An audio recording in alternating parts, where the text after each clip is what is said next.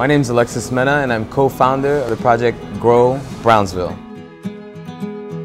Grow Brownsville is a project that started out of University, NYC, which is a co-working campus. We're basically starting a series of spaces in which creatives can utilize for all of their potentials. It features a music studio, a media center, a tech lab, a wood shop, a rehearsal studio, and an aquaponic system. Grow Brownsville is the first step of creating a decentralized food hub where we are servicing the food systems of Brownsville in East New York, working directly to influence shelters, schools, and public housing.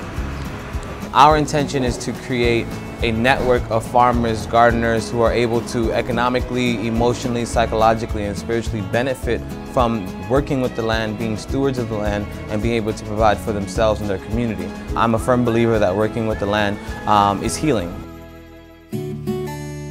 All too often, people of color, especially after colonization and the slave trade, became traumatized and didn't want to work with the land. And for a long time, we tended to neglect ourselves and depend upon mass agriculture or commercial agriculture to feed us. Unfortunately, if you don't know who your local farmers are, you don't know how to properly care for yourself and providing your body with the nutrition it needs, then how can we ever move forward?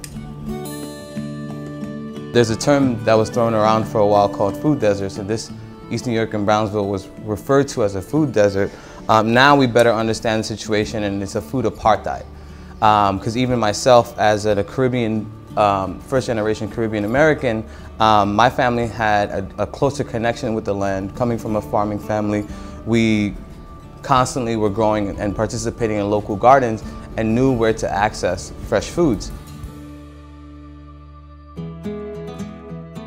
For a long time, I've argued that the largest issue we have in front of us is a psychological barrier that we deserve this, that we have to love ourselves enough to admit that we deserve more and we deserve better. And when we finally make that decision communally, then we can then start demanding more of our politicians and our spaces and our people around us. So one of the things that we need to start asking ourselves is who's not at the table and who needs to be.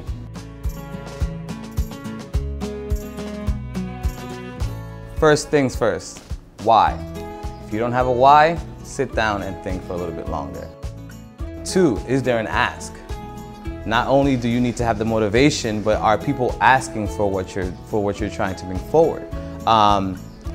Don't think that you can just parachute into a community and think that you can contribute something that no one's asking for.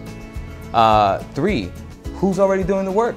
There may be people already doing the type of work and organizing that you're looking to contribute to. 4, resource mapping. Literally lay out what are your skill sets, what kind of monetary resources are available to you, but also in-kind resources, right? Some of the actual equipment and products and things that you may need that will get you along in your project. 5, find the funding. Expand on that thought, right? So crowdfunding is fantastic, but there's also so many other means of being able to raise funds on a local and on a communal scale that can contribute to your cause. We've done community dinners, we've done community soups, we've held workshops and skill shares and just told people what the project is to get things along. People want better. People want better for themselves, people want better for their community, people always will want better. They may be skeptical at first, they may ask you to prove yourself, but ultimately, if they know better, they want better.